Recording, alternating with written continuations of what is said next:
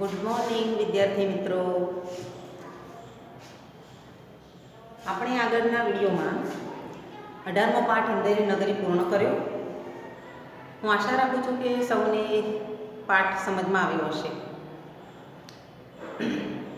આજે આપણે એ જ પાઠને આધારિત પ્રશ્નોના જવાબ કરીશું અને હું તમને પ્રશ્નો આપીશ, સાથે જવાબ બોલવાના હશે તો જવાબ પણ કહીશ। જવાબ નહીં કહેવા જેવા હોય અને ખાલી પ્રશ્નો લખવાના હશે, જવાબ તમારે શોધવાના હશે તો હું બોર્ડ ઉપર લખી દઈશ। સાથે સાથે થોડું વ્યાકરણ પણ આ પાઠને આધારિત જે છે તે આપણે લઈ લઈશું, બરાબર?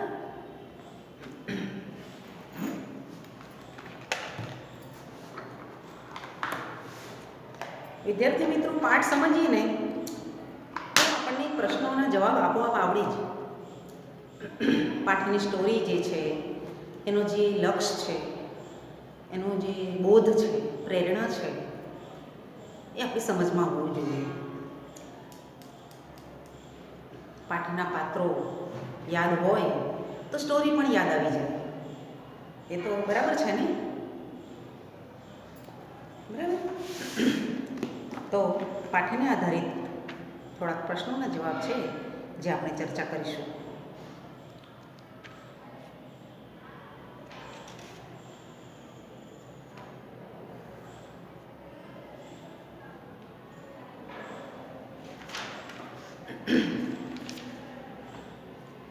एक वाक्य के प्रश्न के उत्तर।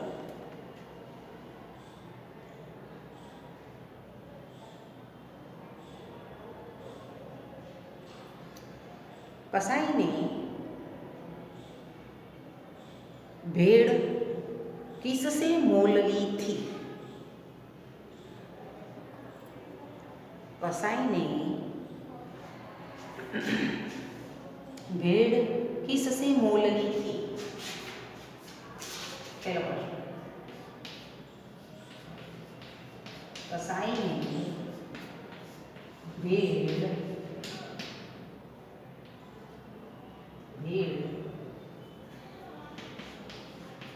किससे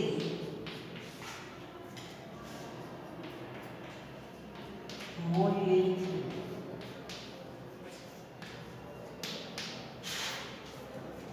कसाई ने भेड़ किससे मोली थी? मोल ली थी, मोलना એટલે ખરીદના। कसाई ने भेड़ गडरिये से मोल ली थी। महंत ने गोवर्धन दास को क्या सलाह दी थी? महंत ने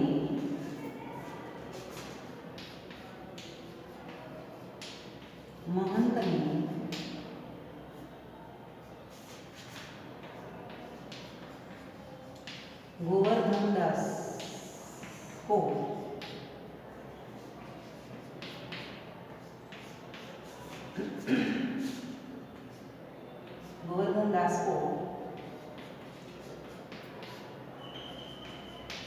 क्या सलाह दी थी?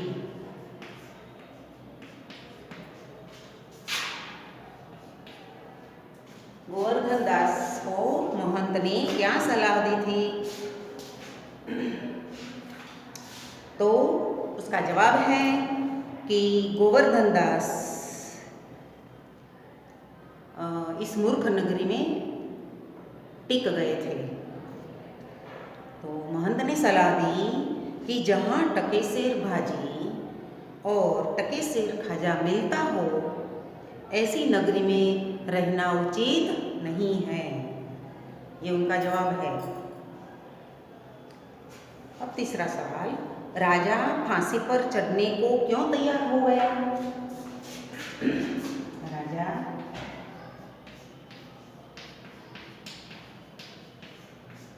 फांसी को चढ़ने को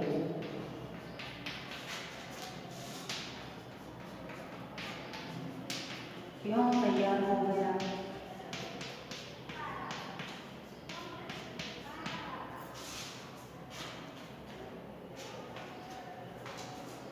राजा फांसी पर चढ़ने को क्यों तैयार हो गए?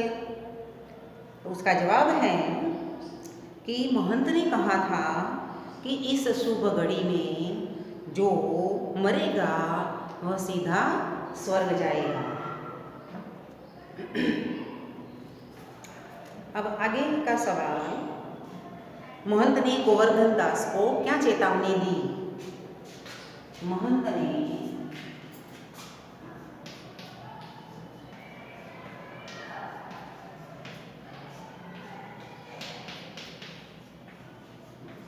गोवर्धन दास को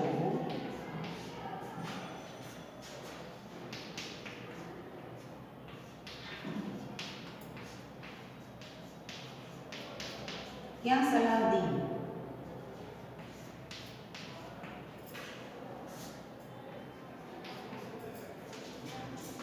तो महंत ने गोवर्धन दास को सलाह दी नहीं, चेतावनी दी। सलाह वाला तो प्रश्न आ गया है, क्या चेतावनी दी?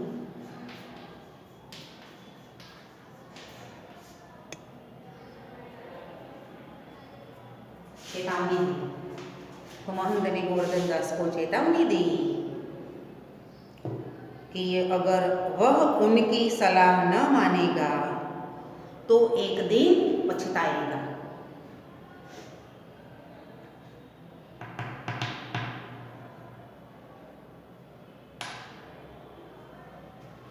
कोतवाल फांसी से कैसे बच गया?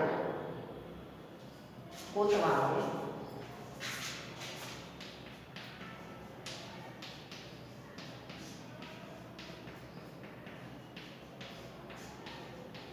फांसी से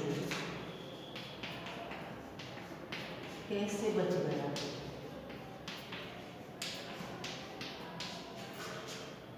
कोतवाल फांसी से कैसे बच गया? कोतवाल दुबला पतला आदमी था। फांसी का फंदा उनकी गर्दन से बड़ा निकला, इसीलिए कोतवाल फांसी के फंदे से बच गया।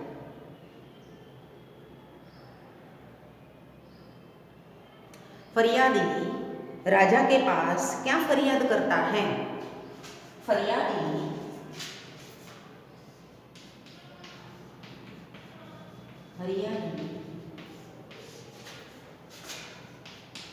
राजा से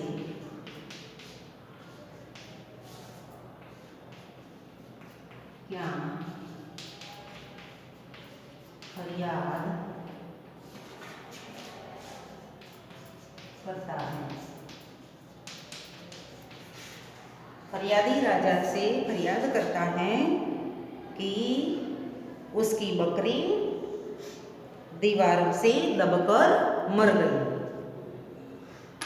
ठीक है,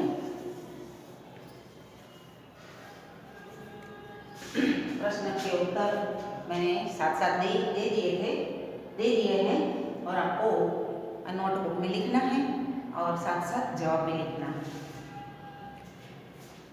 अब मैं आगे प्रश्न देती हूँ, इसको निकाल देती हूँ।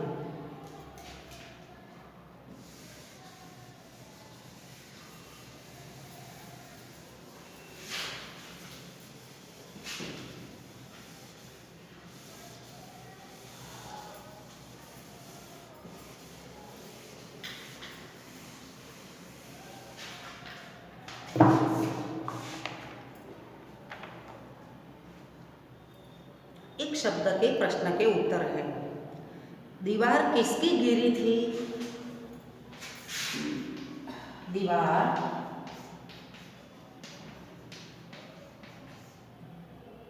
किसकी गिरी थी?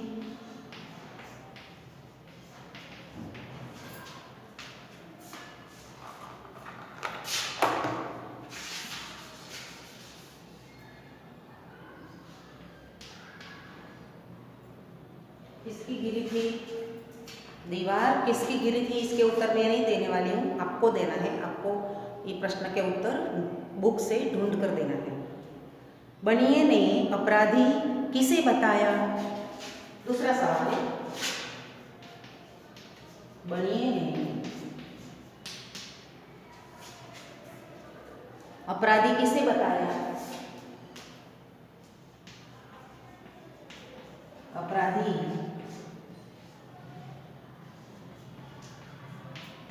किसे बताया? तीसरा सवाल, गोवर्धन दास को नगर का नाम किसने बताया? गोवर्धन दास को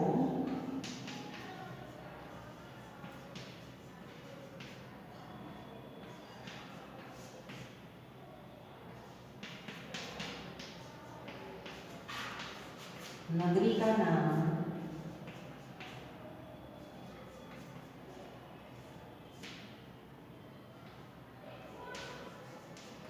किसने बताया?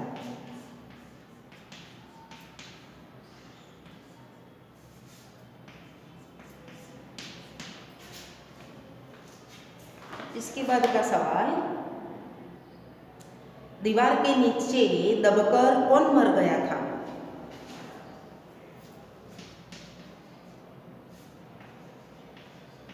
दीवार के नीचे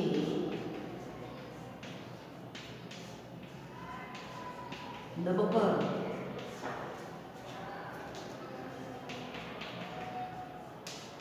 कौन मर गया था? उसके बाद का सवाल, मशक कौन बनाता है? मशक कौन बनाता है?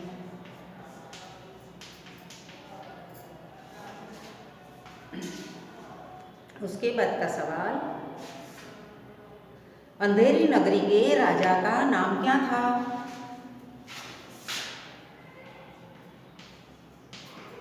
अंधेरी नगरी के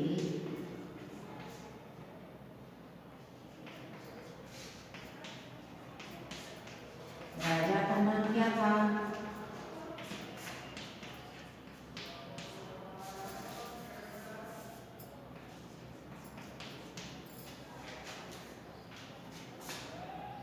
अंधेरी नगरी में किसका अंधकार फैला था? अंधेरी नगरी में किसका अंधकार फैला था?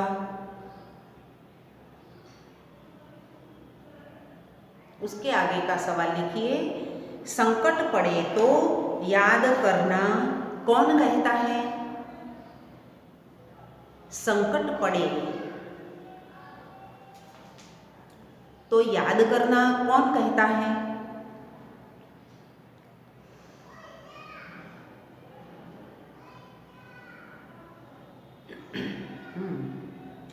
कारीगर को छोड़कर राजा ने किसे पकड़ लाने को कहा? कारीगर को छोड़कर राजा ने किसे पकड़कर लाने को कहा?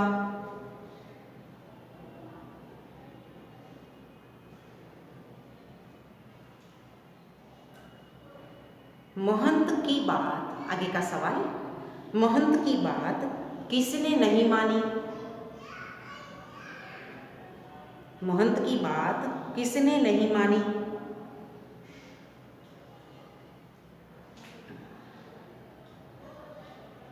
बराबर है। यहाँ तक मैंने प्रश्न और साथ में उत्तर भी दिए। इसके उत्तर आपको ढूंढने हैं, आप ढूंढ लीजिएगा और अपने नोटबुक में लिखिएगा। एक और विशेष सूचना है, प्रश्न पत्र का जो ढांचा है, रूपरेखा है, अगली परीक्षा की, द्वितीय परीक्षा के लिए उसकी PDF आपके पास आ चुकी है, और अगर नहीं आई है तो मैं आपको आपके WhatsApp तक पहुंचा दूंगी, ठीक है।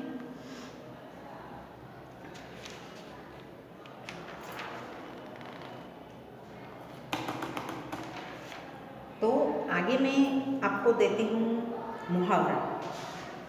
व्याकरण के लिए कुछ काम करेंगे अभी।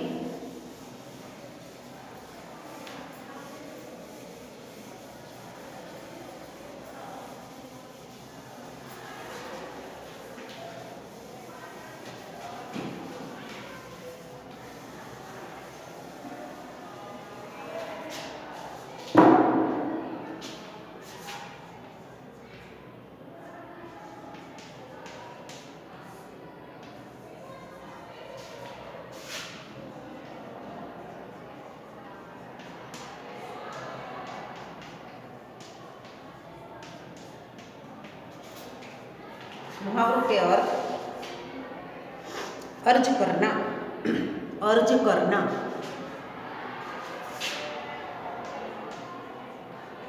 अर्ज करना, उसका अर्थ है निवेदन करना।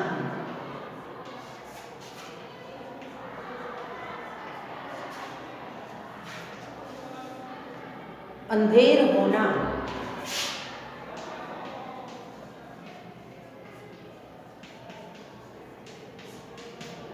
अंधेर होना, अन्याय होना, उसका मतलब है अन्याय होना।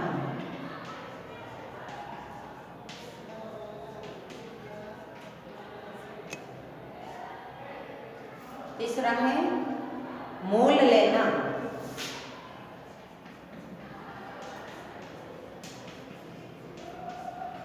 खरीदना।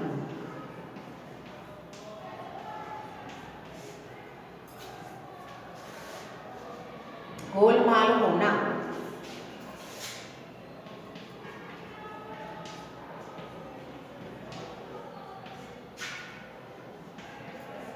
गोलमाल होना, गड़बड़ होना।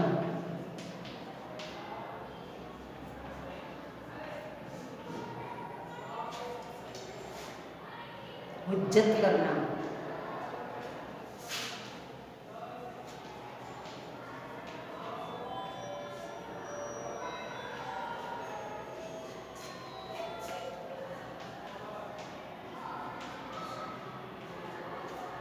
हुज्जत करना, दलीलबाजी करना।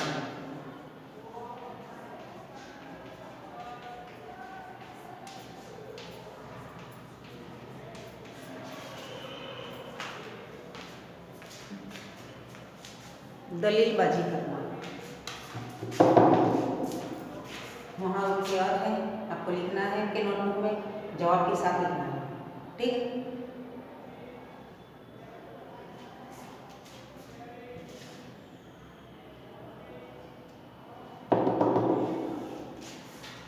अब इसको जाने लगी हूँ। अब दो कहावत लिखेंगे, दो ही है, ज़्यादा नहीं है।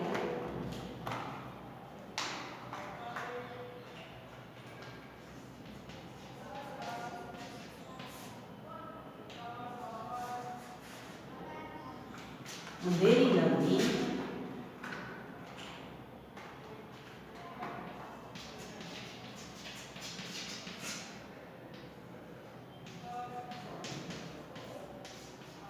अंधेरी नगरी, चौपट राजा।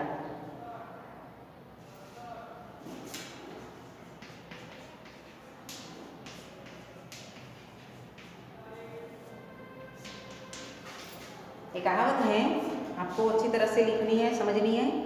अंधेरी नगरी चौपट राजा, उसका मतलब यह है मूर्ख शासक के शासन और अव्यवस्था, अन्याय। मूर्ख शासक के शासन और अव्यवस्था में अन्याय। मूर्ख शासक के, मूर्ख शासक के शासन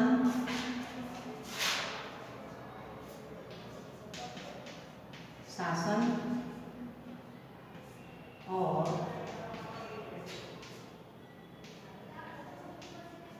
अव्यवस्था, ये उसका अर्थ है, आपको यही लिखना है। अब दूसरी कहावत है, 4 दिनों की चांदनी फिर अंधेरी रात।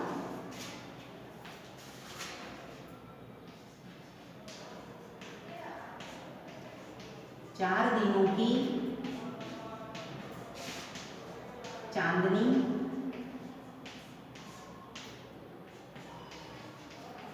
फिर अंधेरी रात। उसका मतलब होता है कि थोड़े समय का सुख,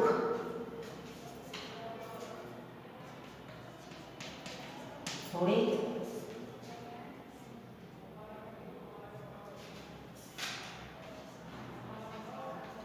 समय का सुख,